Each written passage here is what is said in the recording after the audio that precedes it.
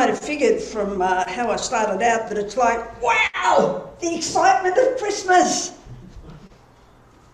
Oh, the excitement of Christmas Day. Okay, I'm excited. The joy of again welcoming Jesus into our lives, and the joy of praising God for the gifts of love and grace that has been given to us on that Christmas 2,000 plus years ago.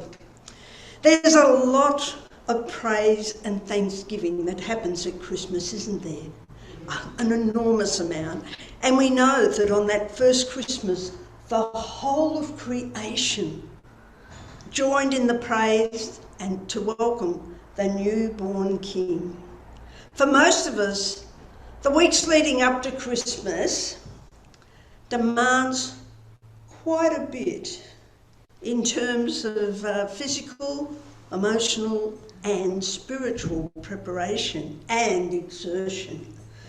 But now Christmas is over, well, almost. It's time to take a well-earned rest, isn't it? And we talked about that a little earlier, a well-earned rest. But here we are on Boxing Day.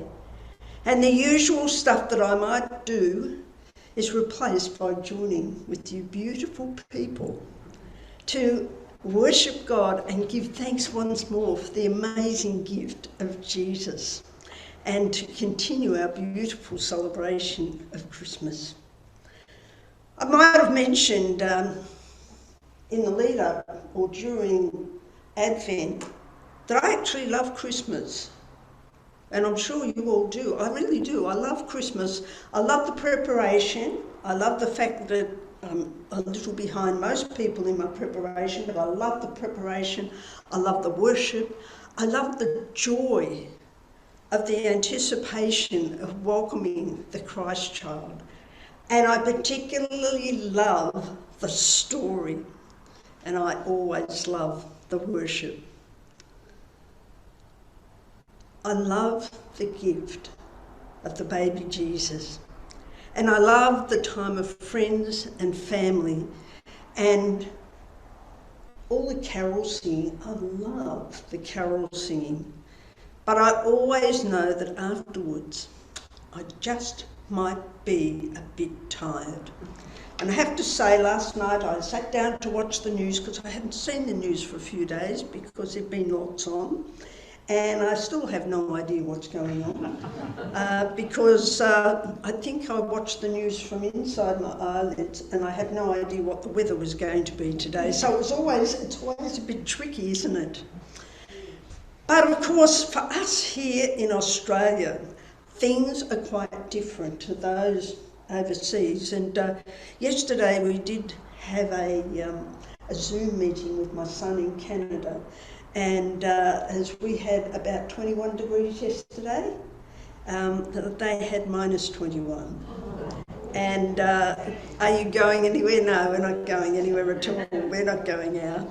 And so for us here in Australia, of course, it's a summer and it's holiday time. And for many of us, we plan to go away on holidays, yes?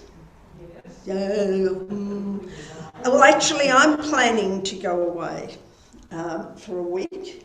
Towards the end of January, I'm going on a guide camp to do what I do best, shift rubbish and clean toilets. But I wonder, do you get excited about going on holidays? Yeah, well, look, we've probably forgotten. We've forgotten what holidays are like, really. Do you love anticipating a holiday? Do you love the preparation and the packing and the getting your passport ready if you're going overseas and all those wonderful things? There is so much to do, and there's not a lot of time for us to blob after Christmas, is there? Not quite the way we'd probably like to. But perhaps, I might watch just a little bit of the cricket, just in case I can cheer us on to win the Ashes. That would be excellent. I believe that Christmas should not be over with the passing of just one day of celebration. Traditionally, Christmas lasted for 12 days. And that's why we sing that song, you know, the 12 days of Christmas. That's why we sing that song, to remind us that Christmas actually runs for about 12 days. And the celebration continues until the day of Epiphany on January 6, when we celebrate the light of the star that appeared at Jesus' birth and that guided the wise men on their journey and revealed the Son of God to Gentiles from the East. So next week at church, I'm just hoping that we might celebrate Epiphany, even though it's a couple of days earlier than the actual date. It's a great opportunity to celebrate Epiphany. And we can again rejoice that Jesus came to all people, even strangers from a far-off country. But more important than this tradition is the reality that the spirit of Christmas should remain with us throughout the entire year. In the 3rd chapter of Paul's letter to the Colossians, Paul spells out what the new life in Christ looks like, and how that gives us the characteristics of a Christian. And I'm amazed at how many of these characteristics mirror the spirit and the attitude that we find during the Christmas season. I hope some of you have found some of these exciting things during the Christmas season. So, Paul states that Christians should be clothed with compassion. Now, Christmas is a time when we participate in many acts of compassion, such as giving to the poor. Some of us actually arrange to be helpful at Christmas Day meals for those that don't have the opportunity to be able to buy food. And we give to the poor and the needy. We had our empty Christmas tree where we gave gifts that could be sent to Family Life. And of course, we also have the Christmas Bowl appeal. So it's a fabulous time of compassion for others. And it's really wonderful that we have that compassion, that gift from God that can be used at Christmas, but not just at Christmas, but right through the year. And Paul writes that Christians should be clothed with kindness. Now, Christmas is one of those times when we remember to be kind and considerate to others. I don't know if you've ever noticed, but quite often people will help you carry packages, and sometimes people will open the door for you to go through first. I'm not sure whether that's happened for you. It has happened occasionally for me, but who knows? And also, sometimes you might find that people driving down the street where there's a narrow street with lots of parking might pull over and let you through. And during the week, when I was in the car, I was listening to 774, you know, the ABC channel on the radio. And it was Christmas Eve, and people were encouraged to tell stories of generosity and kindness that had happened to them in the lead up to Christmas. It was just amazing to listen to these stories. They were wonderful. And Paul also writes that Christians should be clothed with patience. Now, we may question the reality of this one because sometimes during Christmas we experience things like, I haven't, because I was careful, but you may have experienced the joy of going to Chadstone, or maybe even Southland, with the long checkout queues, or people fighting over the last remaining special toy, or arguing about who saw the car park first.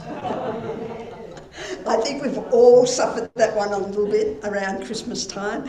I do recall a few years ago I said to my mother-in-law, I'm going over to Southland, I just need to pick something up. And she said, you're crazy.